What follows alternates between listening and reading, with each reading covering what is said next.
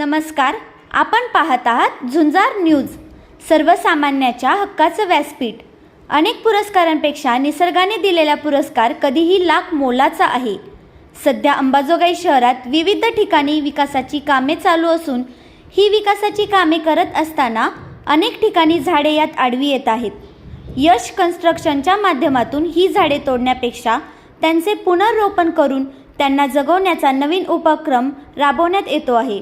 अंबाजोगाई येथील दुर्गानगर या ठिकाणी नाली बांधकामाच्या आड येणाऱ्या सर्व झाडांचे पुनर्रोपण करून नवीन आदर्श निर्माण केला आहे.